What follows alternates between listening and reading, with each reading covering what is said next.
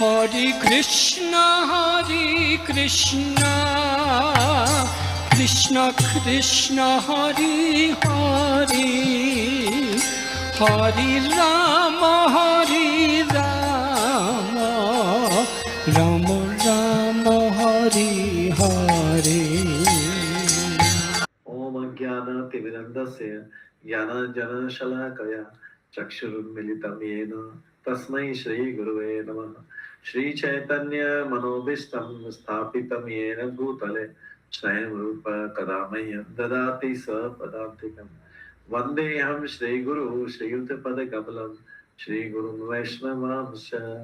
श्रीरूपं साग्रजातं सहगणा रघुनाथान्वितं तं सजीवम् साद्वैतं सावधूतं परिजन सहितं कृष्ण चैतन्य देवं श्री राधा कृष्ण पादं सहगणा ललिता श्री विशाखान्वितं च।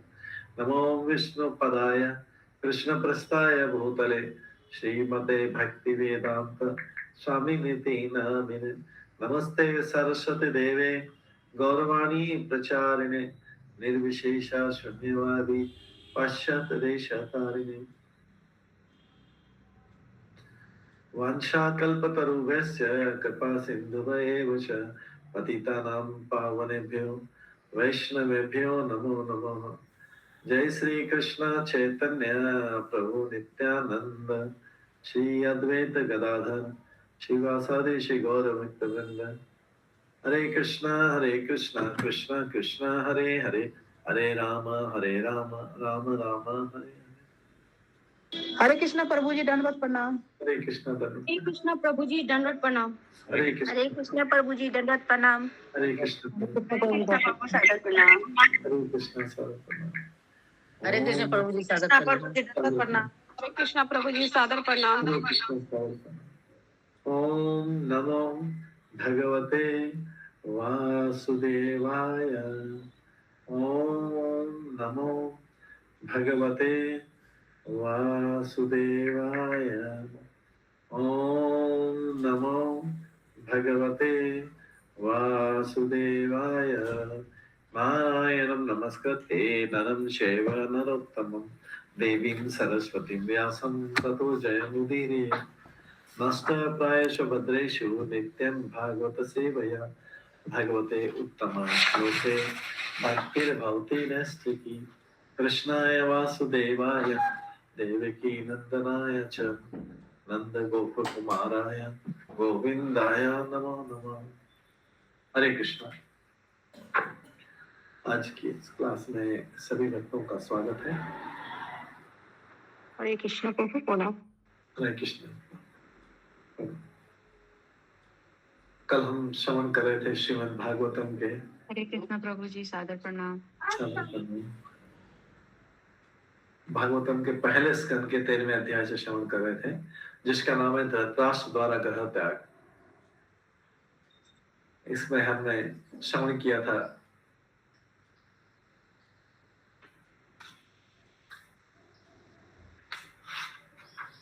कि धीर व्यक्ति कौन होता है। धीर व्यक्ति वह होता है जो किसी अज्ञात सुदूर स्थान को चला जाए और जब तक ये भौतिक शरीर व्यर्थ हो जाए तब तक सारे बंधनों से मुक्त होकर अपने शरीर को त्यागता है। तो धीर व्यक्ति, सभी को धीर बनना चाहिए। अभी कलयुग में सुदूर दूर जाने का तो कोई जगह नहीं है। व्यक्ति घर में रहते हुए इस तरीके से अपने आप को लगाए भगवान की भक्ति में कि इसका भौतिक शरीर जो दिया गया है ये व्यर्थ नहीं चला जाए। कल हमने नरोत्तम दास ठाकुर का भजन भी सुना था, जिसमें था वो गाते हैं हरि हरि विफल जन्म गवाया। वो हरि से बोल रहे, भगवान से बोल रहे, मैंने व्यर्थ ही अपना जन्म, राधा कृष्ण का भजन किए बिना मैंने अपना शरीर को पूरा गंवा दिया। क्योंकि भौतिक शरीर जो है, मनुष्य शरीर, बहुत बड़ा गिफ्ट है। गिफ्ट 84 लाख योनि में से 80 लाख योनि को तो है नहीं ये गिफ्ट। 84 लाख योनि में से 80 लाख लोगों को, 80 लाख जीवों को ये गिफ्ट नहीं मिला है। मनुष्य की जो वैरायटी है वो 4 लाख की वैरायटी मनुष्य जो है, जो 84 लाख में से है, मनुष्य की प्रजाति 4 लाख की है वेराइटीज। तो 80 लाख लोगों, 80 लाख जीवों को ये गिफ्ट नहीं मिला है। और फिर उन 4 लाख में जो मनुष्य को मिला है, उसमें भी जो ऊंचे, जो कृष्ण का नाम लेने लग गए, कृष्ण की भक्ति लेने लग गए, वो मान लीजिए कि टॉप, एकदम टॉप पे 4 लाख में। तो 84 लाख लोग योनियों में मनुष्य जीवन जो ऑलरेडी कृष्ण का नाम लेते हैं, भजन करते हैं, वो बहुत टॉप पे है। तो ये बहुत बड़ा गिफ्ट मिला है। इस गिफ्ट को वेस्ट नहीं कर दे, व्यर्थ नहीं जावा दे। ये जो है यहाँ पर विदुर जो है धृतराष्ट्र को बता रहे, छोटे भाई अपने बड़े भाई धृतराष्ट्र को बता रहे।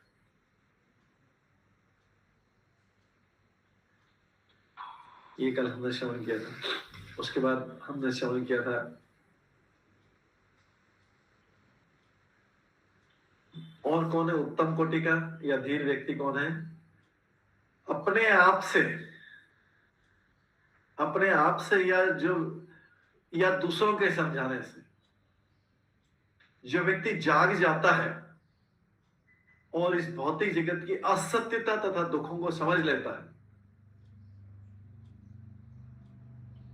तथा अपने हृदय के भीतर निवास करने वाले भगवान पर पूर्णतः आश्रित होकर घर त्याग देता है, वो निश्चय उत्तम कोटि का मनुष्य। तो जैसे बताया कि पूर्व युगों में, पहले के युगों में, क्योंकि घर परिवार बहुत बड़े बड़े रहते थे, बहुत बड़े बड़े रहते थे, और उससे छुटकारा पाना बहुत मुश्किल था। बड़े बड़े तो उसको घर त्यागना पड़ता था। कलयुग में तो वैसे ही सब 2-2 लोग रहते हैं, लगता है वैसे ही जंगल में रहते हैं, वैसे ही वन में रहते हैं। 2 या 3 या 2 बच्चे मिला के 4 का परिवार हो, तो उनको और कहीं भागने की जरूरत नहीं, उसी घर में जो है वो भगवान की भक्ति कर सकते हैं। तो उसमें क्या है, इसमें उत्तम कोटि के मनुष्य किसको बताया? जो अपने आप समझ जाए या दूसरे समझा दे और जाग जाए। यहाँ पे जागने का मतलब है आध्यात्मिक ज्ञान प्राप्त करें। भजन जो है सबने सुना था, जीव जागो गौरा चांद बोले, कतो निद्रा जागो माया पिशाचिनी खोले। माया की तुलना पिशाचिनी से की गई है।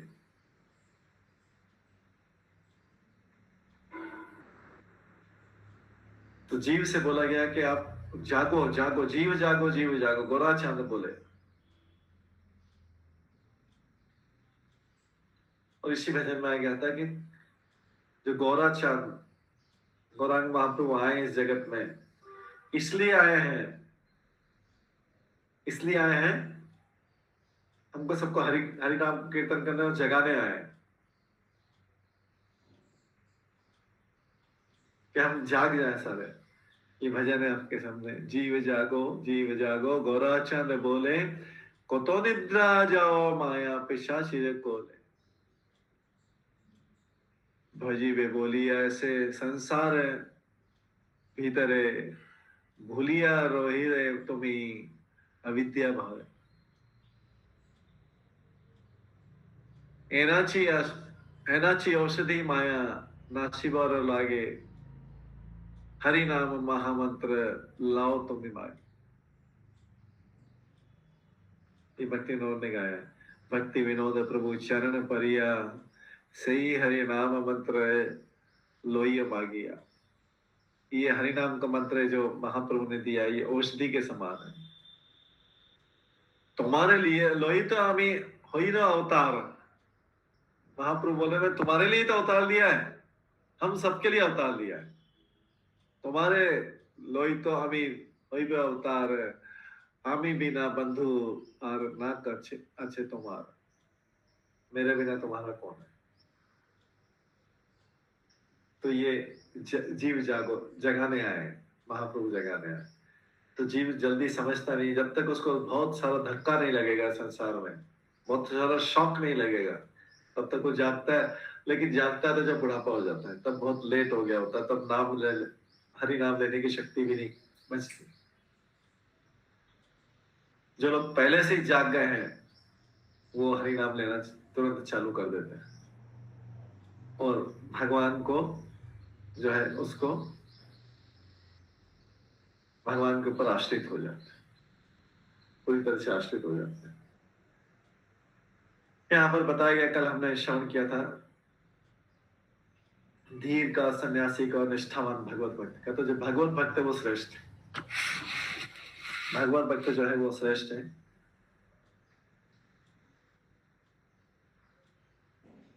और मनुष्य को चाहिए कि शुद्ध भक्तों की, ऐसे भगवत भक्तों की संगति में रहे और भगवान के पवित्र नाम, रूप, लीला और पार्षदों आदि का श्रवण तथा कीर्तन करते हुए घर पर ही भक्ति का अभ्यास करें और उसकी निष्ठा के अनुसार उसमें ईश्वर चेतना जगाने में सहायता करें। तो जीव जागो, जीव जागो का मतलब है कि सब तो लोग जाग रहे हैं लेकिन चेतना नहीं जाग रही है, चेतना नहीं जाग रही। तो यहाँ पे जब जीव बोल रहे हैं जीव जागो, जीव जागो, गौराचंद बोले, महाप्रभु बोल रहे हैं जीव जागो, तो इसका मतलब अपनी चेतना को जगाओ, चेतना को जगा के कृष्ण भावनामय बनाओ, कृष्ण चेतनामय बनाओ अपनी चेतना को।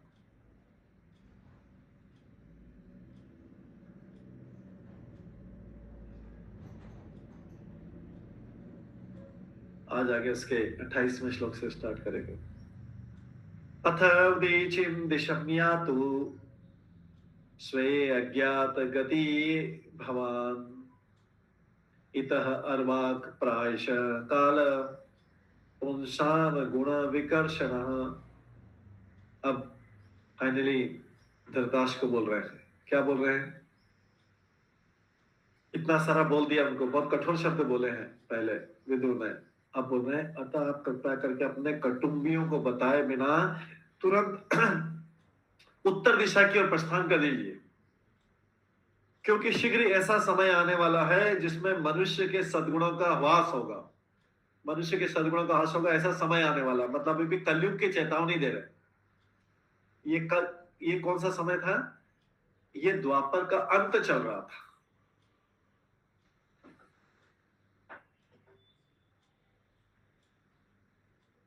ये सब द्वापर का अंत चल रहा था। तो अभी विदुर को सब पता था, महात्मा विदुर, वो उनसे बोल रहे हैं ऐसा समय आने वाला है, मतलब हम जिस समय में अभी ऐसे समय का बोल रहे थे, ऐसा समय आने वाला है कि जिसमें मनुष्य के सद्गुणों का ह्रास होगा, सारे सद्गुण धीरे धीरे चले जाएंगे। कलयुग में मनुष्य के सारे सद्गुण जो है धीरे धीरे जाते जा रहे हैं।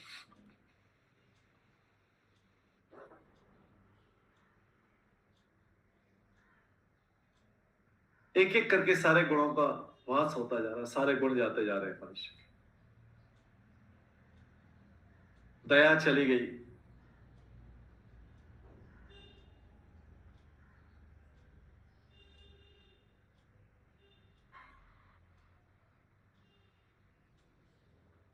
तपस्या चली गई,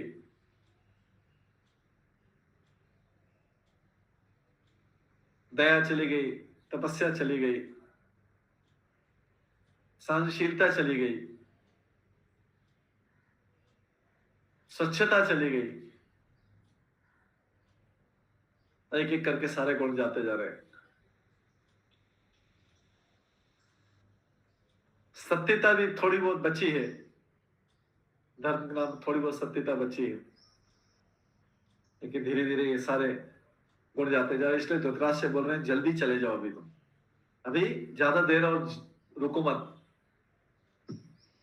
उत्तर की तरफ चले जाओ, कुटुंब को बताए बिना। नहीं तो सब कुटुंबी, मतलब कौन थे उनके? युधिष्ठिर जो उनके भांजे थे, भतीजे थे, और दूसरे सारे जो परिवारगण थे, उनकी बहू उत्तरा, द्रौपदी और पांडवों की माता कुंती महारानी, सब ये सब कुटुंबी में थे। तो इनको छोड़ के इनको बिना बताए चले जाओ उत्तर की दिशा में चले। उत्तर की तरफ पहले क्यों बोला जाता था?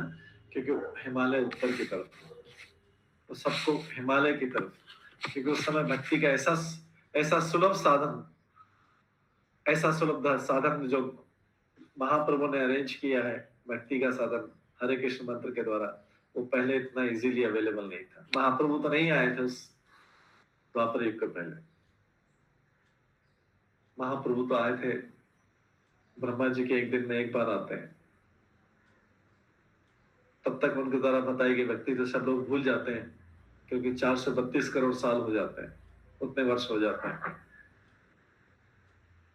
यहाँ पे बोला जा रहा है कि आप चले जाओ, धृतराष्ट्र को बोल रहे हैं उत्तर की तरफ चले जाओ, किसी को बताए बिना। तो विदुर ने अपने अग्रज मतलब उनके बड़े भाई को अविलंब इस मार्ग की अपना के सलाह दी, क्योंकि कलयुग का शीघ्र आगमन होने वाला है। बद्ध जीव तो भौतिक संसर्ग के कारण पहले से पतित हो चुका है, और कलयुग में तो मनुष्य सद्गुण निम्नतम स्तर तक पहुंच जाता है। कलयुग में मनुष्य का सद्गुण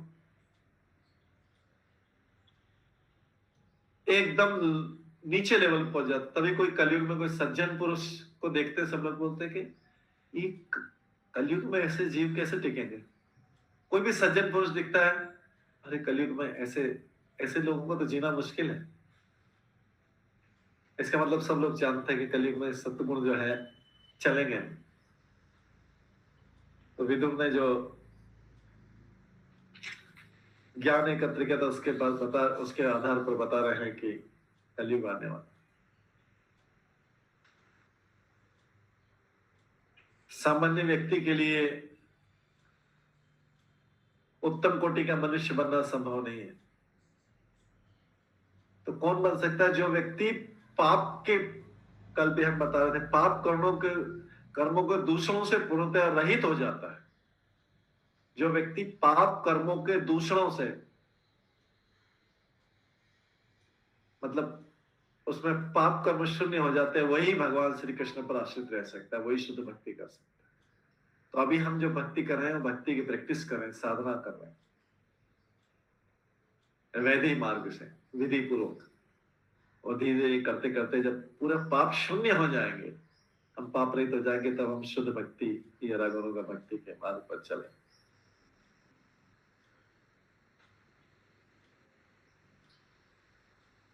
इसलिए धृतराष्ट्र को सलाह दे रहे धीर के, तुम अगर चलो महात्मा नहीं बनना, बहुत बड़ा नहीं बनना, धीर तो बन जाओ। धीर मतलब जो है,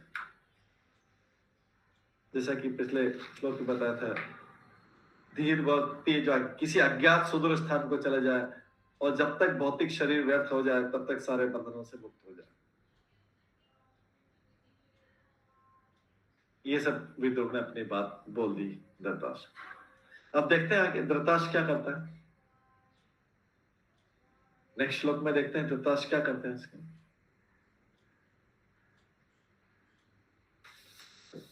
धृतराष्ट्र पे उसका क्या असर होता है विदुर के ज्ञान का, ये पढ़ते हैं आगे। तो 29 श्लोक में आएगा, एवं राजा विदुरेण अनुजेन प्रज्ञा चक्षुर्बोधिताजमीढा छित्त्वा स्वेषु स्नेहपाशान् दडिम्न निष्काम भ्रातर संदर्शितत्वा। इस प्रकार आजमीर वंश के वंशज महाराज धृतराष्ट्र ने, ये धृतराष्ट्र का वंश बताया जा रहा है, आजमीर वर्ग के वंशज महाराज धृतराष्ट्र ने आत्मनिरीक्षण युक्त ज्ञान द्वारा पूर्णतः आश्वस्त होकर, किसने ज्ञान दिया था उनको? ये विदुर ने दिया था। तो धृतराष्ट्र ने आत्मनिरीक्षण युक्त ज्ञान द्वारा पूर्णतः आश्वस्त होकर तुरंत ही अपने दृढ़ संकल्प से पारिवारिक स्नेह के सारे दृढ़ पाश तोड़ दिए।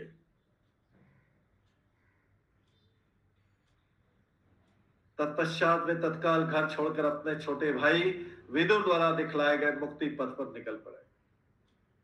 जैसा विदुर बताया था, उत्तर की ओर चले जाओ, अभी और मत बंधनों में पड़ो, अपने दृढ़ संकल्प से पारिवारिक स्नेह के सारे दृढ़ पाश तोड़ दिए।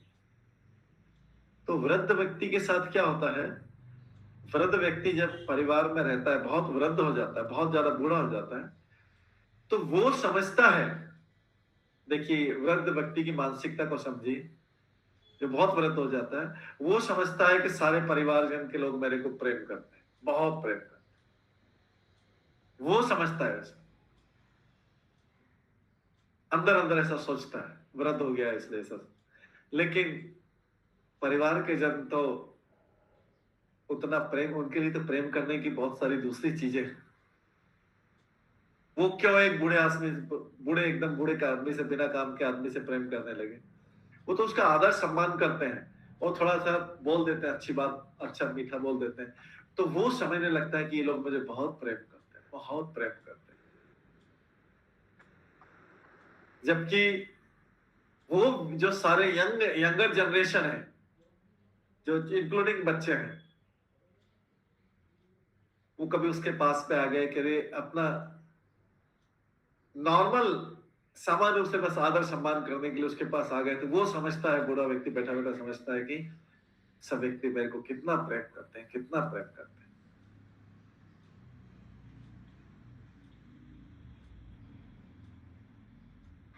तो ये जो है, इसलिए धृतराष्ट्र ऐसा समझ रहा था कि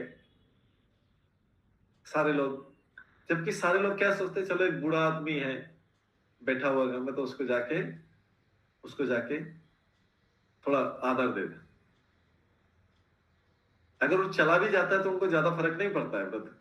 ऐसे कई घरों में देखा हमने, बहुत सारे घरों में वृद्ध व्यक्ति सोचता है कि उसको सब लोग उसको बहुत स्नेह करते, बहुत स्नेह करते, जबकि सामान्यतः देखा जाता है कि बूढ़ा व्यक्ति चला जाए उनको कोई ज्यादा फर्क नहीं पड़ता, क्योंकि अभी तो उनका नए यंग लोगों का जीवन चालू हो गया है, यंग जनरेशन का जीवन चालू हो गया है। उनको क्या जरूरत है उसकी? अननेसरी उस घर परिवार पे बर्डन है। हालांकि उसी ने मकान बनाया होगा, उसी ने घर बनाया होगा, उसी ने सब कुछ धन दिया होगा, उसी ने बिजनेस दिया होगा, लेकिन क्या है, अभी घर पर वाले सोचते हैं अरे इसको संभालना मुश्किल है, हम कहीं फ्रीली बाहर घूमने भी नहीं जा सकते, इसको कहाँ रखेंगे, इस बूढ़े व्यक्ति को कहाँ रखेंगे, या दोनों बूढ़े माता पिता को कहाँ रखेंगे, हमको कहीं घूमने जाना है, किधर करना है, क्या करना है, इनको भी साथ ले जाना पड़ेगा, इनको कहाँ ले जाएंगे साथ में। तो ये नई यंग जनरेशन की ऐसी मानसिकता हो जाती है। वो इसलिए जो है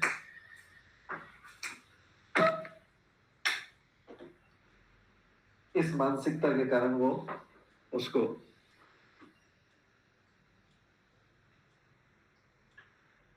अब बर्डन समझता है।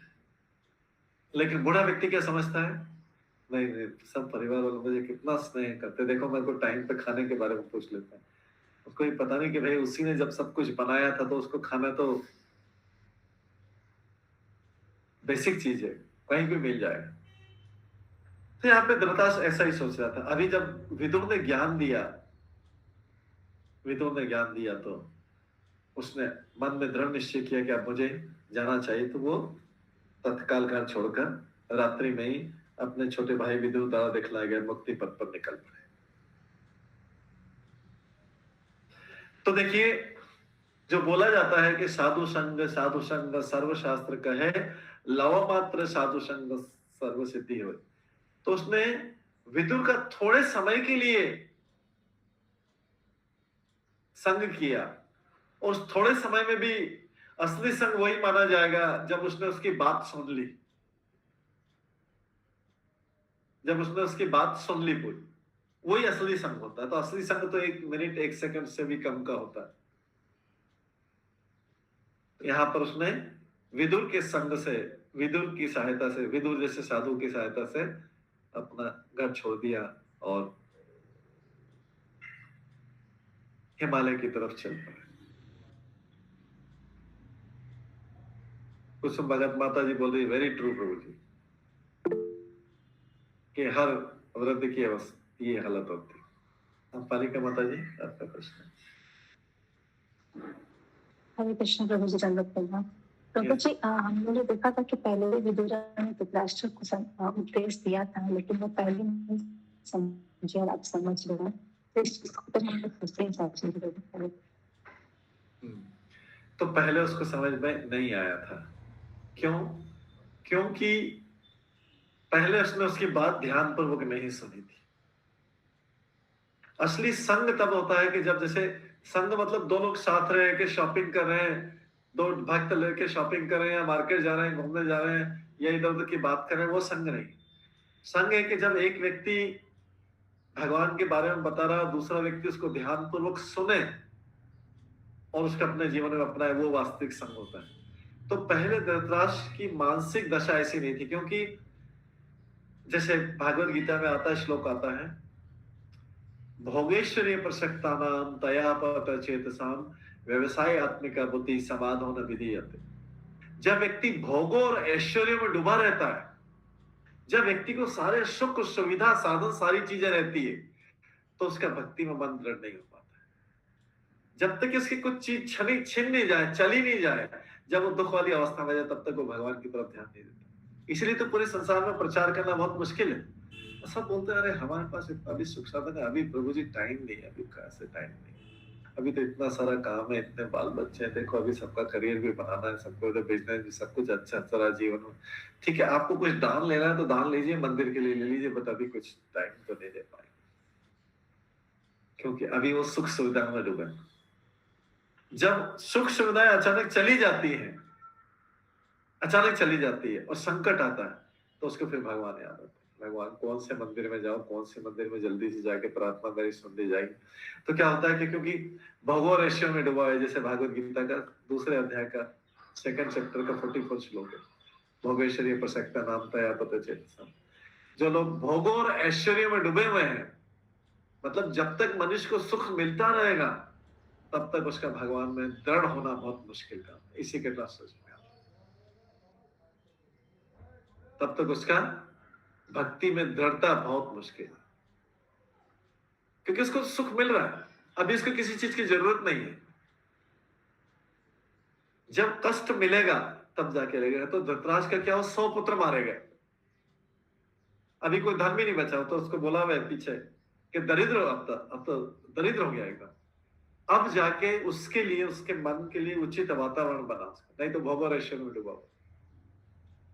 और अब जाके जब विदुर का संग मिला, थोड़ी देर तो पुरानी चीजें उसकी सोचा क्यों करो, जब लेकिन विदुर का प्रभाव अंत में ऐसा पड़ा उसी के उपदेश का कि अब जो है उसके लिए उचित वातावरण मिला, और अभी धक्के भी खा चुका था, सब कुछ सीख चुका था, भोग भी नहीं बचा था, ऐश्वर्य भी नहीं बचा था, दोनों चीज नहीं बची। अब विदुर की बात उसको समझ में आ गई। इस संसार में ऐसे ही चलता है, इसलिए भक्त लोग हमेशा प्रचार करते रहते हैं कि कब इसका मन कब पलट जाएगा, कब जीवन की परिस्थिति चेंज होगी और कब जाके ये स्वीकार करेगा। भक्त लोग करते रहते हैं, कंटिन्यूस करते रहते हैं, प्रचार करते हैं, पूरे विश्व में चलते। भारत में प्रचार ज्यादा क्यों है, दूसरी जगह काम क्यों, क्योंकि वहां पे भोग और ऐश्वर्य में अभी भी लोग डूबे हुए। तो प्रभुपाद जब गए थे तो वो लोग क्या थे, हिप्पीज जो थे, ड्रग लिए हुए थे, वो सब अनहैप्पी थे। हिप्पीज अनहैप्पी थे, उनकी हालत बहुत खराब थी, इसलिए उन्होंने प्रभुपाद की बात को जल्दी सुन लिया। तो ऐसा लगता है कि जीवन में जब तक कष्ट नहीं है तब तक भगवान का महत्व तो पता नहीं लगता। जब जीवन में कष्ट आते तब भगवान का इंपॉर्टेंस पता लगता है, साधु की बात का इंपॉर्टेंस पता लगता है। हालांकि साधु हमेशा प्रचार करता रहता कि किसी दिन समझ में आ जाए। तो हर व्यक्ति के जीवन में कभी न कभी वो समय आता है जब उसको समझ में आ जाए। अगर जिनको समझ में नहीं आता उनके लिए, उनको अगर भगवान का आश्रय नहीं तो किसका लेते हैं, वो शराब का आश्रय लेते हैं, ड्रिंक का आश्रय लेते हैं, ड्रिंक करते हैं और उसके सहारे वो जीते हैं कि सोचेंगे मैं सारी प्रॉब्लम्स को, मैंने ड्रिंक जो है, ये मदिरा जो है, शराब है, ये मेरे सारे कष्टों को भुला देगी। या तो उसका सहारा लेते हैं या भगवान का सहारा लेते हैं। तो यहाँ पर धृतराष्ट्र को तो विदुर जैसा, अगर विदुर जैसा साधु नहीं होता तो धृतराष्ट्र भी कहीं भटक जाता। यहाँ पर विदुर जैसे साधु के पास है, तो इसलिए उन्होंने पहले भी किया, लेकिन पहले युद्ध के पहले था, वो डूबा हुआ था भोग और ऐश्वर्य। मेरा पुत्र है दुर्योधन है, वही राज्य करेगा, मैं सुखी रहूंगा, वही मेरा पुत्र राज सम्राट बनेगा। सब कुछ होगा, ऐसा सोच सोच सोच के कि युद्ध से पहले वो युद्ध में जीतेगा, सब कुछ करेगा।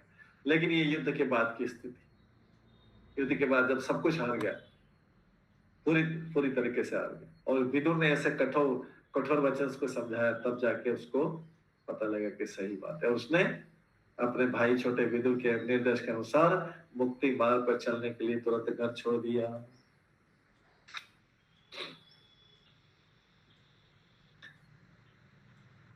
अतः शास्त्रों का आदेश है कि केवल साधुओं की, भक्तों की, साधु भक्त है कि साधु भक्त जो उच्च कोटि के भक्त, केवल साधुओं की संगति करना चाहिए और अन्य समस्त प्रकार की संगतियों का तिरस्कार कर देना चाहिए। ऐसा करने से साधुओं से श्रवण करने के लिए पर्याप्त सुअवसर प्राप्त हो सकेगा। साधु का संग करने से सुनने का पूरा टाइम मिलेगा, एक बार बात तो पूरी सुनी जाए। अगर कोई बोलता है कि मैं भगवत गीता को नहीं मानता, भगवान को भी नहीं मानता, ठीक है, कोई बात नहीं, मत मानो, मत मानो भगवान को, मत मानो भगवत गीता, लेकिन एक बार मानो भी मत, लेकिन एक बार सुन लो। तो जो कहता है आप एक बार सुन लो भगवत गीता पूरी, एक बार सुन लो, उसके बाद आपको नहीं मानना हो मत मानो। लेकिन जब कोई व्यक्ति सुन लेगा अच्छी तरह, किसी अच्छे व्यक्ति से सुन लेगा, तो वो मानेगा इसी भगवत गीता को। लेकिन लोग सुनने को, पहले तो सुनने को तैयार नहीं थे, क्योंकि सुनने के लिए उनके पास अभी किस में डूबे हुए, भोग और ऐश्वर्य में डूबे। तो जब तक उनके जीवन में दुख नहीं आएगा, वो सुनने के लिए रेडी नहीं होंगे। बहुत कम ऐसे समझदार होंगे, इंटेलिजेंट होंगे पूर्व जन्मों के कर्मफलों से, जो बिना दुख आए भी सुनने को तैयार हो जाएंगे। तो इसलिए है कि साधु की संगति करते करते सुनने का अवसर प्राप्त होगा, जो इस भौतिक जगत में माया के स्नेह छंद बंधन को छिन्न भिन्न करने वाला। माया बोला गया है जो भगवान की भ्रमित करने वाली शक्ति है। माया क्या है? भगवान की भ्रमित करने वाली शक्ति है, जो वो असत्य को सत्य कहती है माया, और सत्य को असत्य बताती है। जो सच्ची चीज उसको बोलते हैं झूठा, और जो झूठी चीज है उसको बोलते हैं सत्य। माया ये भ्रमित करती है जीव को। ब्रह्मा जी स्वयं भी बोलते हैं, इस संसार में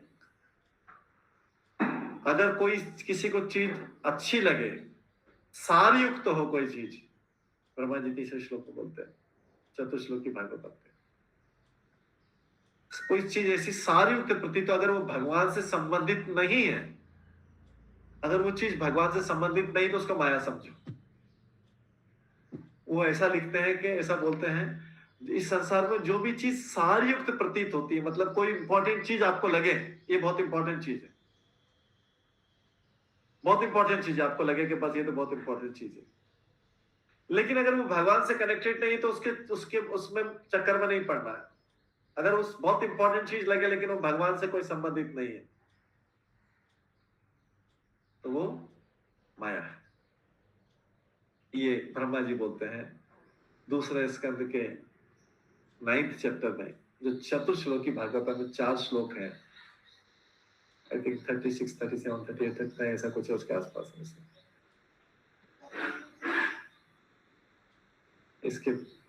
इसके बाद वाला, इसके आगे और देखते हैं 2-3। तो ये जो है ब्रह्मा जी को चतुर्श्लोकी भागवत में भगवान बोल रहा है।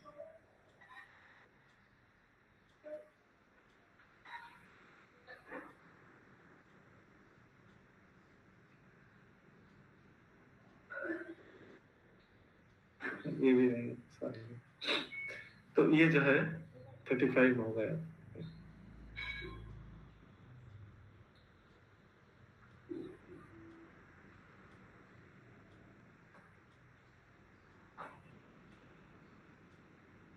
नहीं, ये भी नहीं, 29, 30, 34 होगा। तो ये जो है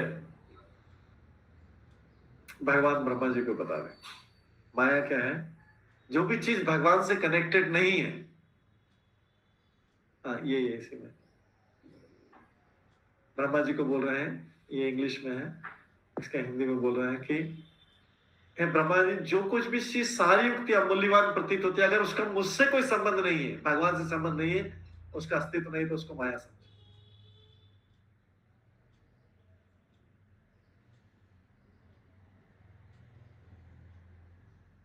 तो इसलिए साधु जब रहता है तो साधु बताता है क्या चीज माया है और क्या चीज नहीं। माया मतलब भ्रम, भ्रम गलत बताने वाली शक्ति। भगवान की ऐसी शक्ति जो सबको गलत बताती, क्योंकि कई लोग को गलत ही अच्छा लगता है। तो भगवान की शक्ति जो सबको भ्रमित करे, कंफ्यूज करे, वो भगवान की माया शक्ति। तो इसलिए अगर कोई भगवान के साधु के संग में रहेगा तो उसको पता लगेगा कि ये मायावी शक्ति है, भगवान ये माया है। तथ्य के भौतिक जगत में ये मायावी शक्ति से ही सब कुछ, असत्य चीजें सत्य दिखती है और सत्य चीजें असत्य दिखती है।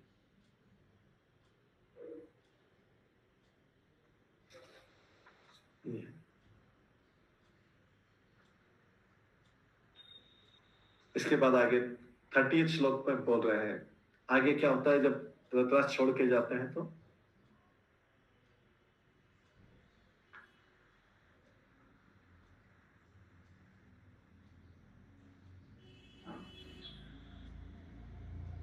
धृतराष्ट्र छोड़ के जा रहे हैं तो आगे 30वें श्लोक में बताते हैं पतिम प्रियांतम सुबलस्य पुत्री पतिव्रता च अनुजगाम साध्वी हिमालयन्यस्तन प्रहर्षं मन्वे मनस्विनाम सतसं प्रहार।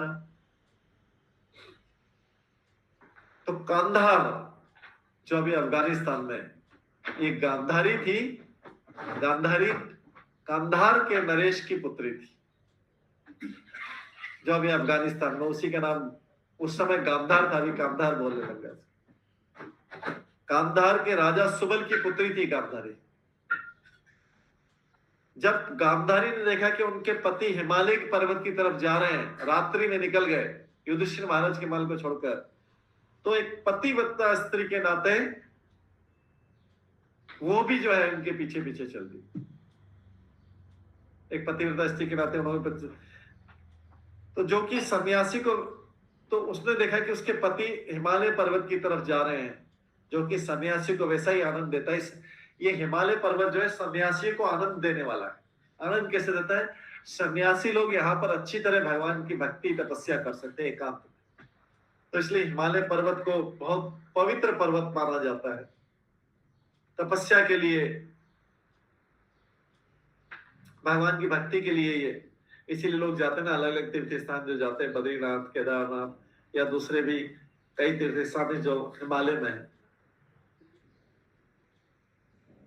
तो गांधार के राजा सुबल की पुत्री परम साध्वी गांधारी ने जब देखा कि उसके पति हिमालय पर्वत की तरफ जा रहे हैं, वो हिमालय पर्वत जो सन्यासी को आनंद देता है, जैसा कि युद्ध के मैदान में योद्धा युद्ध के मैदान की तरफ जाते हुए आनंद प्राप्त करता है, ऐसे ही जो वानप्रस्थ या सन्यासी है उनको हिमालय पर्वत आनंद प्रदान करता है।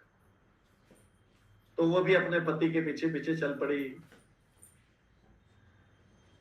वो भी अपने पति के पीछे पीछे चल पड़ी। तो जो गांधारी थी, इस सुबल नरेश की पुत्री थी, जो गांधार प्रदेश का राजा था। और गांधार प्रदेश जिसको अभी कांधार बोलते हैं, वो जो है वो अफगानिस्तान में चला गया। तो इसके बारे में बोला जाता है कि ये सोबल्ली या गांधारी जो थी अत्यंत पतिपरायण आदर्श पत्नी थी। वैदिक सभ्यता में साध्वी तथा पतिव्रता स्त्रियां होती थी, जिनमें से गांधारी का भी वर्णन इतिहास में मिलता है। तो इसका उदाहरण तुलना की गई, जैसे सीता देवी थी, जब रामचंद्र वनवास जा रहे थे तो सीता देवी उनके पीछे पीछे चली गई थी। उसी प्रकार से गांधारी भी जो है अपने पति धृतराष्ट्र के पीछे पीछे चली गई।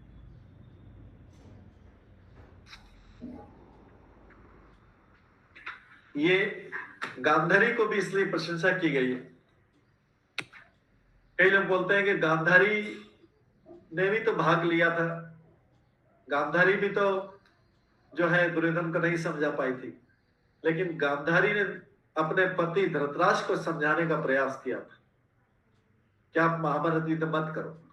लेकिन धृतराष्ट्र अपने पुत्र से इतना मोहित था, इतना भ्रमित था पुत्र के कारण, कि उसने युद्ध अपने पुत्र की रक्षा के लिए, पुत्र को सुख देने के लिए उसने हाँ भर दी थी इस युद्ध की।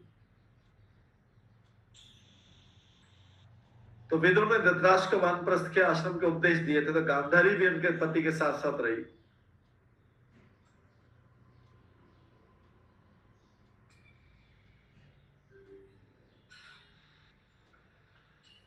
तो जैसे एक क्षत्रिय होता है युद्ध में अकेला लड़ने जाता है, वो अपने परिवार से बोलता नहीं कि आप भी युद्ध में आ जाओ, उसी प्रकार से हिमालय में जाने वाला व्यक्ति अकेला जाता है। लेकिन उनकी पत्नी ने बोला कि मैं भी आपके पीछे जाना चाहती हूँ। तो गांधारी ने भी अंतिम क्षण तक अपने पति का अनुसरण करने का निश्चय किया। हालांकि धृतराष्ट्र अकेला जा रहा था, तो महाराज धृतराष्ट्र ने वानप्रस्थ आश्रम स्वीकार किया हिमालय में जाके। और इस अवस्था में स्त्री को स्वेच्छा से सेविका रूप में साथ लेने की अनुमति है।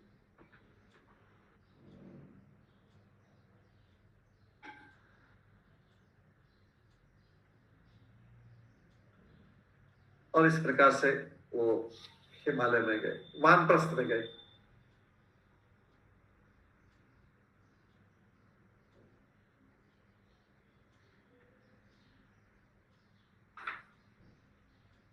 श्लोक नंबर 31 में आता है आगे, अजात शत्रु कृतमे ध्रुताग्नि विप्रान नत्वा तिलको भूमि रुक्मे ग्रहं प्रविष्ट गुरुवंदनाय न च पश्यत् पितरोषो बलिं च। अदास शत्रु महाराज युधिष्ठिर ने वंदना करके, ये तो चले गए ना, अंधेरे में चले गए थे। कौन? धृतराष्ट्र और गांधारी दोनों चले गए।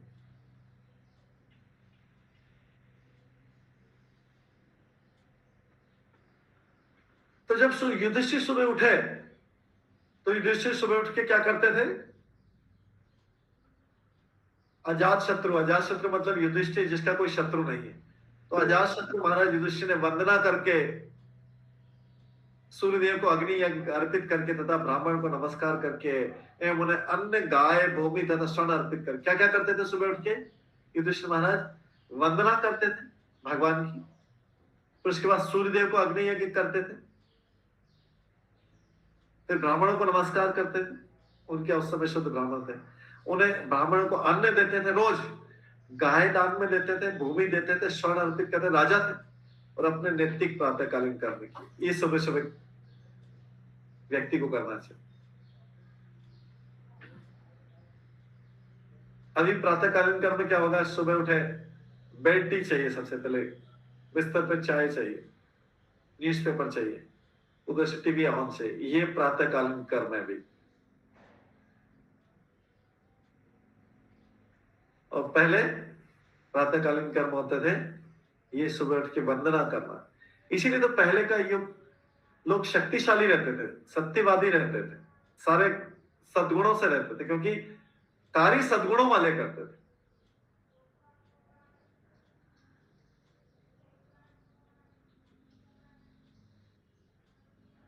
तो ऑटोमेटिकली उनमें तेज आएगा, उनके जीवन की समस्याएं कम होंगी। अभी तो समस्याएं कम करने भगवान ने सोचे कि मैं इसकी समस्याएं कम कर दूं, तो इसके अकाउंट में क्या है? कुछ भी। अकाउंट टटोला, अकाउंट खोला तो कुछ भी नहीं, अकाउंट में खाली है अकाउंट। वो जितना थोड़ी बहुत उसने व्यक्ति के खर्च कर दिया, पाप में खर्च कर दिया। भगवान भी सहायता करना चाहते हैं, लेकिन अकाउंट देखते इसने मेरे लिए कुछ किया है क्या? टटोला, अरे ये जो किया था वो पहले खाली हो गया इसका अकाउंट। क्यों? ये इसने अपने आप में और इतने पाप कर लिए, इतने पाप जमा कर लिए कि इसने एक दिन भक्ति की और 4 दिन अभक्ति कर ली, उल्टा कर लिया सारा।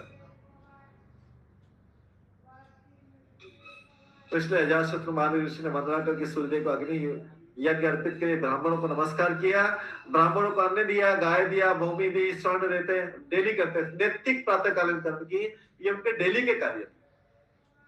तत्पश्चात उसके बाद क्या करते हैं? फिर गुरुजनों का अभिवादन करने के लिए राजमहल में जाते हैं, जहां उनके गुरुजन, राजमहल उनके मतलब उनको भी महल देते थे, गुरुजनों को प्रवेश करते। किंतु और फिर उसके बाद बड़े लोगों को भी करने के लिए, प्रणाम करने के लिए, ना तो उनके ताऊ मिले, वहां पे जाके देखा तो ताऊ भी नहीं थे, धृतराष्ट्र दिखे नहीं, ना उनकी ताई जी मिली। देखा कि महल में उनको प्रणाम करने गए, पैर छूने गए तो देखे थे ही नहीं वो दोनों। हाँ, तो बीच में कुछ लोगों के प्रश्न है, कुछ लोग रिंकू शाह माता जी और फिर कुछ भी और भी लोगों ने हाथ खड़े किए थे, प्रश्न पूछ सकते हैं। हरे कृष्णा प्रभु जी, सादर प्रणाम। सादर प्रणाम होता है। प्रभु जी, ये पिछले वाले श्लोका में लिखा हुआ है कि जो एक दंडी होते हैं वो मायावादी होते हैं और त्रिदंडी होते हैं वैष्णव होते हैं। लेकिन प्रभु जी, हम लोग इस्कॉन में तो महाराज जी लोग को देखते हैं कि एक दंडी लिए रहते हैं। एक डंडी तो एक ही रहती है, उसके ऊपर 3 ऐसे रहते हैं, जैसे त्रिशूल होता है, छोटा सा त्रिशूल जैसा बना रहता है, 3 ऊपर से टूटा रहता है, थोड़ा सा ऊपर से उसके 3 पार्ट रहते हैं वो डंडी। नीचे से तो एक ही रहेगा दंड। ऊपर जाके उसमें देखेंगे, कभी ध्यान से सुनेंगे, आप लोगों को चांस शायद मिला नहीं मिला देखने, उसके 3 पार्ट रहते हैं ऊपर टॉप पे जाके, उसके सिरे पे जाके वो त्रिदंडी सन्यासी, वैष्णवी लोग त्रिदंडी सन्यासी रहते हैं। और जो एक दंडी रहता है उसका पूरा ऊपर से भी, टॉप से लेके बॉटम तक, ऊपर से लेके नीचे तक एक दंड रहता है। ठीक है प्रभु जी, वो शायद हम लोग को दिखाई नहीं देता ऊपर से, इसीलिए हम लोग सोचते हैं एक दंडी। हाँ, वो सबको हाथ में भी नहीं देंगे, वो सन्यासी लोग जो दंड देते नहीं है। तो ठीक है प्रभु, धन्यवाद।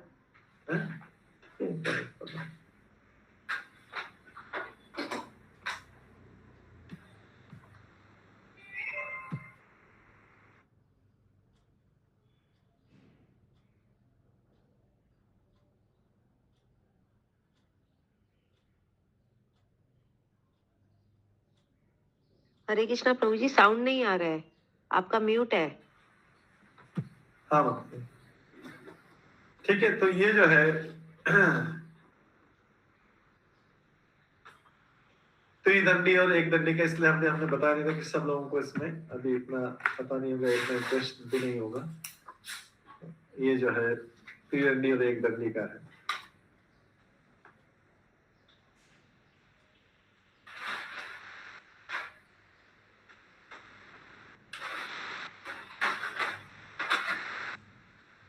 ना आपने वो दे दीजिएगा रिश्ते के।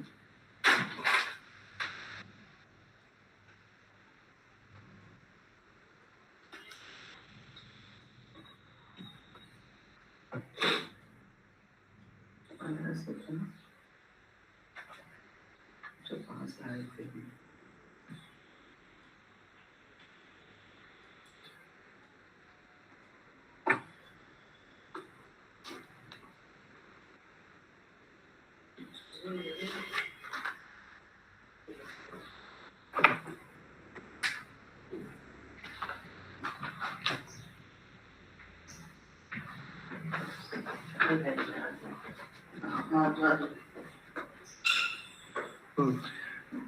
तो जब उन्होंने देखा कि आगे महल में अंदर गए, डेली अपने ताऊ जी और ताई जी को भी प्रणाम करने जाते थे। सबको प्रणाम करने के बाद में ताऊ जी ताई जी ये सीखे, सबसे पहले भगवान की वंदना करते थे, फिर सूर्यदेव को, फिर ब्राह्मणों को, फिर अन्न गाय अन्न देते थे, नैवेद्य, ये सब कर्म करते थे। इसके कारण पूर्णिमा में शक्ति देते थे।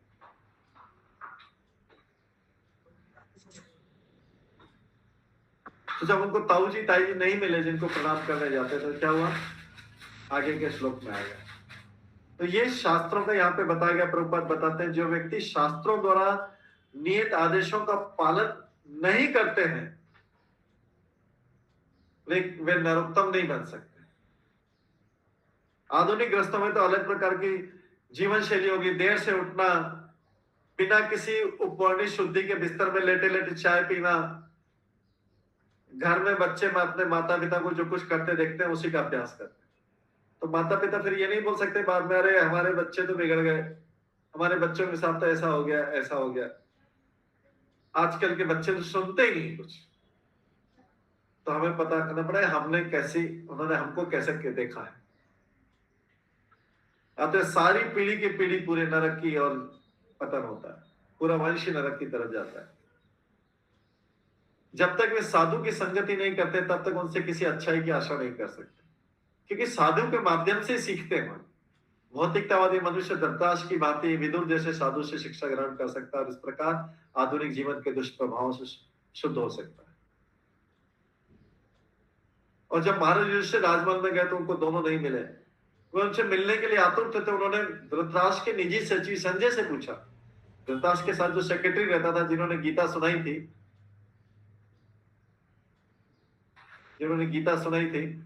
वो जो है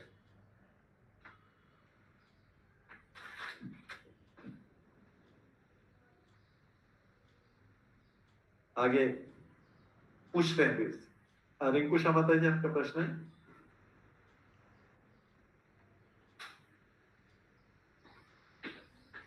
रिंकू शर्मा माता जी, आपका प्रश्न है?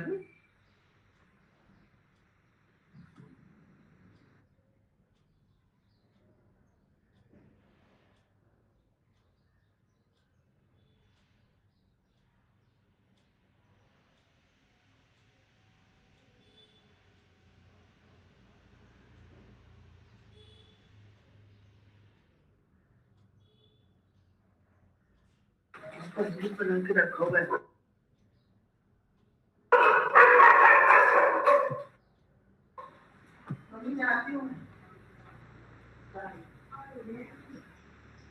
इसके पश्चात आगे श्लोक में तत्र संजयमासीनम प्रपच्छ उद्विग्न मानसः गावल्य गणे क्वन तात वृद्ध नानेत्रयो वृद्ध हीन च नेत्रयो। उन्होंने चिंता से पूरित महाराज युधिष्ठिर संजय क्यों बढ़े? संजय उनका सचिव था, उसने उनको भागवत गीता सुनाई थी धृतराष्ट्र को। तो संजय से पूछा, जो वहां बैठे थे उनसे पूछा, संजय हमारे वृद्ध और अंधे ताऊ कहाँ हैं? क्योंकि धृतराष्ट्र अंधे थे जन्म से। वो अंधे किस लिए बोला उन्होंने? यहाँ पे युधिष्ठिर महाराज को अंधे नहीं बोल के भी काम चल जाता, लेकिन फिर भी उन्होंने, युधिष्ठिर महाराज तो बहुत सम्मान देने वाले हैं, उन्होंने ऐसा क्यों बोला हमारे वृद्ध अंधे ताऊ कहाँ है?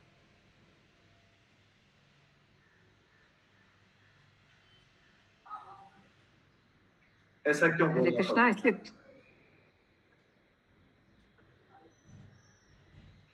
हाँ बोलिए। हरे कृष्ण प्रभु जी, इसलिए बोले क्योंकि वो तो अपने से कहीं जा नहीं सकते थे। हाँ तो उनको कोई ले ही जा सकता है, हाँ। तभी वो जा सकते हैं। हाँ हाँ, उनको चिंता थी उनकी। हाँ, हाँ, उनको दिखता नहीं, तो वो कैसे अंधे हैं, तो फिर कैसे चले गए आगे? तो इसका मतलब कोई उनको ले गया साथ में, कहा? क्योंकि इसलिए संजय से पूछा कि उन्होंने हमारे बंद अंदर, जो व्यक्ति अपने आप चल नहीं सकता वो कैसे ले गया? तो यहाँ पे उनको कौन ले गया था? मार्गदर्शन कौन कर रहा था? उनकी पत्नी गांधारी कर रही थी मार्गदर्शन। युद्ध के बाद में उसने पट्टी खोल दी थी, जब उसके सारे पुत्र मारे गए थे, तब गांधारी ने पूरे जीवन भर काली पट्टी बांध रखी थी अपनी आंखों पर।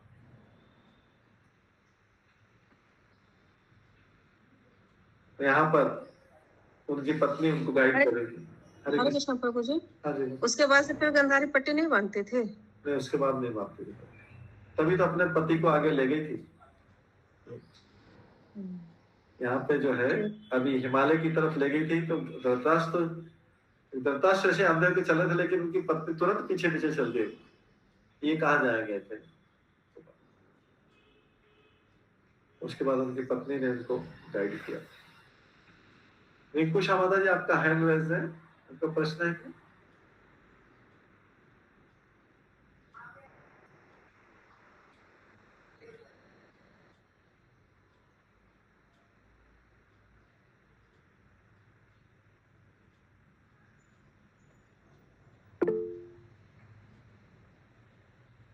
हाँ, प्रतिमा नमस्कार माता जी, बोलिए। हरे कृष्ण प्रभु जी, प्रणाम प्रभु जी। वो क्वेश्चन है, जब विकर्ण ने मतलब कुरुक्षेत्र युद्ध के समय जब आ गए थे पंच पांडव के उसमें ग्रुप में, तो फिर उनका भी क्या हुई, मतलब मृत्यु हुई थी क्या? 100 पुत्रों में उनका भी काउंट आती है क्या? किनका? विकर्ण का इसमें वर्णन नहीं आता है माता जी, विकर्ण का वर्णन नहीं आता है कि उनकी मृत्यु कब हुई, कैसे हुई। हाँ, मतलब उनका क्या हुआ है ना, वो उसका वर्णन इसलिए नहीं आता कि इसमें महाभारत युद्ध में, क्योंकि महाभारत नहीं तो हम भागवतम है, तो भागवतम में जो मुख्य पात्र थे उन्हीं का वर्णन आता है, जो मेन कैरेक्टर्स थे उसका वर्णन आता है। बाकी जो विस्तृत वर्णन, डिटेल वर्णन है, तो वो महाभारत में आता है। क्योंकि ये भागवतम में इसलिए बता रहे हैं क्योंकि ये कथा भागवतम से लिंक हो गया, इससे कुछ उपदेश है, विदुर का वर्णन आया, इसलिए इसमें पूरी महाभारत का वर्णन नहीं है। तो वो हो सकता है कि महाभारत में उसका वर्णन हो कि विकर्ण का क्या हो, लेकिन इसमें वर्णन नहीं। ठीक है, ठीक है। Okay, thank you. ठीक है, ओके। तो उन्होंने पूछा है संजय हमारे वृद्ध तथा अंधे ताऊ कहाँ पर है, ये पूछा उनके बाद। नित्य रूप कृष्णदास प्रभु आपका प्रश्न। हरे कृष्ण प्रभु जी। प्रभु जी मतलब यहाँ पे सिर्फ भगवान से रिलेटेड हैं या फिर जो भगवान के भक्तों से रिलेटेड है उन्हीं का वर्णन आया है? उन्हीं का वर्णन आया, सारी कथाओं को इसलिए विदुर से लिंक किया। विदुर, युधिष्ठिर, इनका वर्णन करना, फिर परीक्षित का वर्णन भी तो लाना, इसलिए जो है वो सारी चीजें जो भागवतम से लिंक है, भक्ति से लिंक है, और भक्त का वर्णन उसको ला रहे हैं यहाँ पे करें। बाकी जो पूरा महाभारत का वर्णन उसमें नहीं, क्योंकि महाभारत में 1,00,000 श्लोक और भागवतम में सब मिला के सारे भक्तों का भगवान का 18,000 श्लोक, तो इसलिए हमने महाभारत का बहुत शॉर्ट में वर्णन किया कि जितना इधर जरूरत है उतना उतना ही वर्णन यहाँ पे आया। ये द्रौपदी, परीक्षित के कारण इतना वर्णन करना पड़ रहा है। उत्तरा अश्वत्थामा, ये सब वर्णन किस लिए लाना पड़ रहा है? परीक्षित के जन्म को बताना, क्योंकि परीक्षित का जन्म बताएंगे तो सुखदेव गोस्वामी, उसके बाद परीक्षित को शाप मिला सुखदेव गोस्वामी, और तब जाके कथा शुरू होगा। तो देखिए परीक्षित का वर्णन लाने के लिए महाभारत में भी प्रवेश किया, परीक्षित और भीष्म भक्तों के कारण, और फिर कुंती महारानी के भक्तों के कारण सारा वर्णन महाभारत का उतना उतना वर्णन आया। जिससे क्या है कि और परीक्षित आ सके, फिर सुखदेव गोस्वामी आएंगे और फिर भागवतम का चालू। तो इसलिए भक्त को भी ध्यान रखना चाहिए, भक्त को भी अपने जीवन में उतना ही ज्ञान सुनना है जितना भक्ति से संबंधित। पढ़ने को बहुत सारा है पढ़ने के लिए। 18 पुराण है, 108 उपनिषद है, उसके बाद महाभारत है, और भी ग्रंथ है सारे। तो भक्त लोग क्या है कि जीवन का समय तो कम है, तो उसमें क्या क्या महत्वपूर्ण है वो पहले पढ़ लिया जाए, उसके बाद और समय मिलेगा तो और पढ़ते, लेकिन जीवन में जो इम्पोर्टेंट चीजें है उसको पहले श्रवण कर लिया जाए। तो इसलिए यहाँ पर उतना ही बताया है युधिष्ठिर। तो युधिष्ठिर ने पूछा कि हम कहाँ पे हमारे वृद्ध हम देता हूँ कहाँ पर है। इसके बाद जो है अगले श्लोक में 33 में बोलते हैं, अम्बा अम्बा चाहत पुत्राता पितृभ्य स्वगतः सुरत अपि मयि अत्र प्रज्ञे हत बन्धु सभार्यया आसंसमानः शमलं गंगायां दुखिता अपततः। अभी युधिष्ठिर चिंता कर रहे हैं, युधिष्ठिर चिंता करें, हालांकि युधिष्ठिर भगवान के भक्त हैं, लेकिन भगवान का भक्त भी किसी वृद्ध या एल्डरली पर्सन का पूरा रिस्पेक्ट करता है।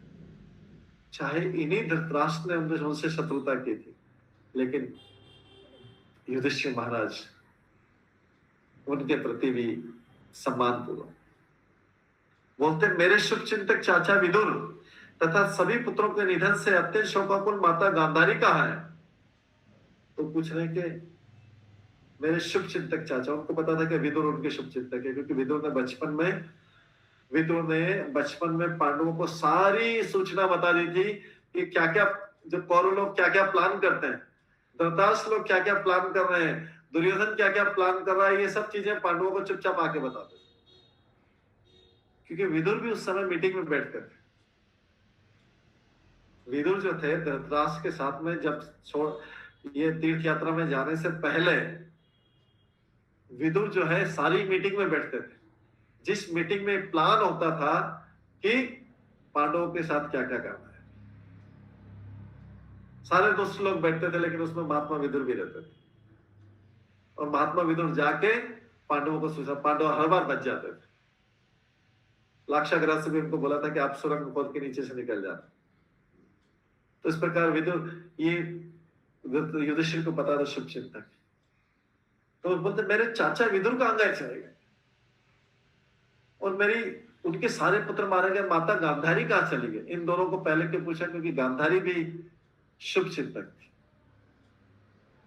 गांधारी भी जो है कभी उसने दुर्योधन का पक्ष नहीं लिया, अपने पुत्र का पक्ष नहीं लिया, वो न्यूट्रल बनी रही, क्योंकि उनका पति जो है वो दुर्योधन के फेवर में था, पक्ष में था। और उसके बाद मैं पूछते मेरे ताऊ धृतराष्ट्र भी अपने समस्त पुत्रों पौत्रों की मृत्यु के कारण शोकार्त थे, निस्संदेह मैं अत्यंत कृतज्ञ हूं। तो अभी युधिष्ठिर महाराज अपने आप को दोष दे, मैं अनग्रेटफुल हूं, मैं कृतज्ञ हूं, मैं कितना गिरा हुआ हूं कि मैंने क्योंकि उनके पुत्रों को मारा, मैंने उनके पुत्रों को युद्ध में हराया, उसके कारण मृत्यु हुई। तो लग रहा है कि ये दोनों मेरे ताऊ जी ताई जी को याद आ गया है और वो मेरे अपराधों को उन्होंने गंभीरता से ले लिया और लगता है दोनों गंगा में कूद पड़े, ऐसा उनके मन में विचार आया। हालांकि भगवान कृष्ण भक्तों को सब कुछ पता है, लेकिन सामान्य मनुष्य जैसा रोल करने के लिए, जैसे सामान्य मनुष्य सोचता है ना ये हो गया होगा, शायद ये हो गया होगा, शायद ये हो गया होगा, तो लगता है कि मैंने जो उनके युद्ध में महाभारत युद्ध में उनके पुत्र पौत्रों को हराया मारा है, लगता है कि उन्होंने मेरे अपराध को क्षमा नहीं किया है, गंभीर मान लिया। लगता है दोनों ताऊ जी ताई जी दोनों हैं गंगा में कूद पड़े, ऐसा उन्होंने विचार किया। मैं उनका ध्यान रख नहीं पाया, अपने आप के ऊपर अपने ऊपर सारा के सारा ले।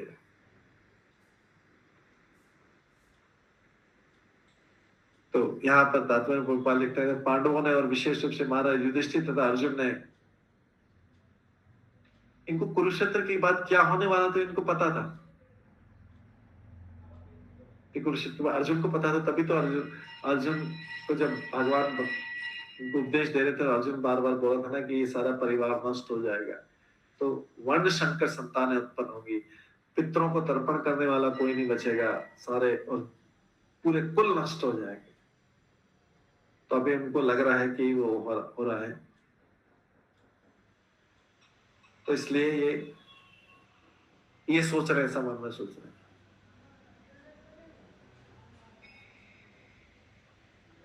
वो जानते थे कि ताऊ जी और ताई जी बहुत दुखी हैं, इसलिए वो उनको ध्यानपूर्वक रखते थे, संभाल के रखते थे। इसलिए जब महल में ताऊ ताई नहीं दिखे तो स्वाभाविक तक उन्हें संदेह हो कि कहीं दोनों गंगा में डूब के तो नहीं मर गए, गंगा में प्राण तो नहीं दिया, हमारे कारण प्राण दे दिया, क्योंकि हम लोगों ने युद्ध में उनके पुत्रों को मारा था। तो अपने आप को बहुत कृतज्ञ मान रहे, बहुत नीचे अनग्रेटफुल मान रहे। इसलिए तो उन्होंने ताऊ ताई जी को दोनों को बहुत सारी राजसी सुविधाएं दी थी, क्योंकि इनका विशेष ध्यान रखना, क्योंकि इनके पुत्र मारे गए, पुत्र पौत्र मारे गए, 100 पुत्र मारे गए, इसलिए उनको ज्यादा सुविधा देते थे।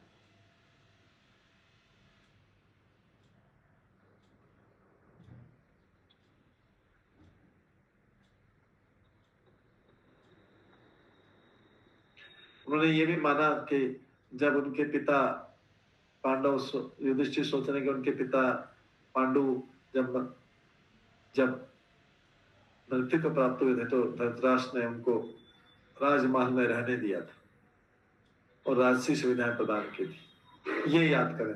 हालांकि धृतराष्ट्र को तो देना ही था उनको राजसी सुविधाएं, क्योंकि उनका भी राज्य था, वो तो जॉइंट था, पांडवों के पिता का भी था, कौरवों के पिता का भी था, विदुर का भी था।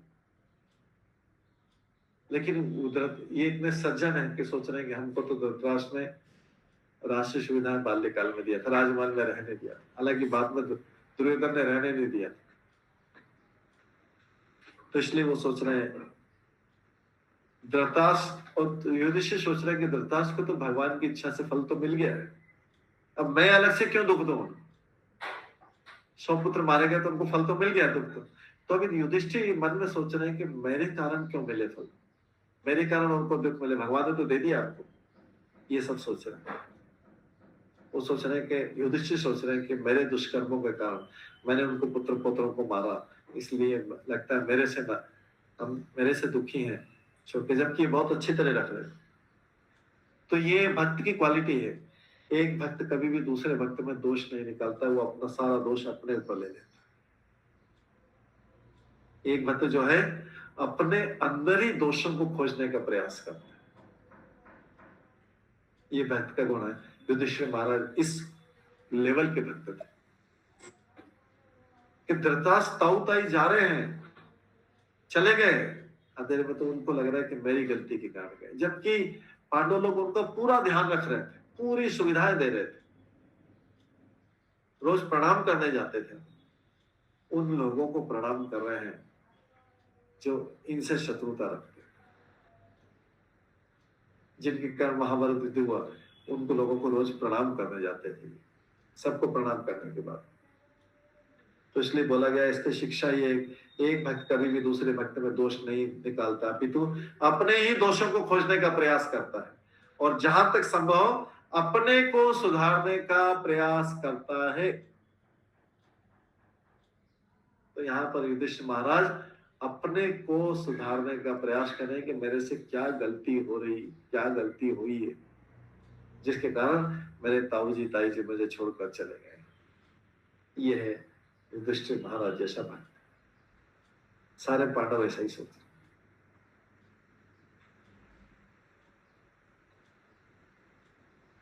इसके बाद अगले श्लोक में कहते हैं, पितरी उपरते पांडव सर्वान् न सुहृत् शिशुन अरक्षतां व्यसनतः पितृव्यो क्वगतो इतः। इसके बाद युधिष्ठिर महाराज ये भी सोच रहे हैं, जब मेरे पिता पांडु की मृत्यु हुई थी और हम सभी छोटे छोटे थे, तो दोनों चाचा ताऊ ने हमें समस्त प्रकार की विपत्तियों से बचाया था। विदुर का भी याद करें, विदुर चाचा था, हमको बचाया था। वे सदैव हमारे शुभ चिंतक रहे, हाय वे यहाँ से कहाँ चले गए, ये युधिष्ठिर महाराज सोच रहे हैं। जबकि धृतराष्ट्र ने ऐसा कोई विशेष प्रयास नहीं किया था इनको बचाने का, फिर भी जो है युधिष्ठिर महाराज ऐसा सोच रहे हैं। जैसे छोटे बच्चे को पता नहीं लगता है छोटे बच्चे के ऊपर के लेवल पे क्या पॉलिटिक्स हो रही है, छोटे के बच्चे को पता नहीं लगता कि ऊपर के लेवल पे क्या हो रहा है, क्या संबंध उनके पिता के, ताऊ के, चाचा क्या संबंध है, वो सब पता नहीं होता। वो तो सोचता है कि सब मेरे पालक, छोटा बच्चा सोचता है सब मेरा पालक है। ऊपर के लेवल पे क्या किसका नुकसान सोच रहा है, किसका शुभ चिंतक है, वो पता नहीं लगता। एक छोटे बच्चे निर्दोष होते हैं, इनोसेंट रहते हैं। तो यहाँ पर ये युधिष्ठिर महाराज सोच रहे हैं, कब जब धृतराष्ट्र और गांधारी उनके राज्य को छोड़ के चले गए और हिमालय की तरफ चले गए। ये विदुर के कहने पे गए थे, विदुर के समझाने पे, उपदेश देने पे। ठीक है, तो आज इसका हम यही पे विराम देते हैं, समय हो गया है। इसके बाद आगे जो सूत वाचा सूत गोस्वामी, फिर इसके बाद आगे क्या होता है इसका कंक्लूजन निकालें, इसका आगे क्या होता है वो कल की क्लास में शामिल करेंगे। आज की क्लास में यही पे विराम देते हैं। सभी भक्तों का बहुत बहुत धन्यवाद। सब भक्त एक बार हरे कृष्ण महामंत्र का जप करें।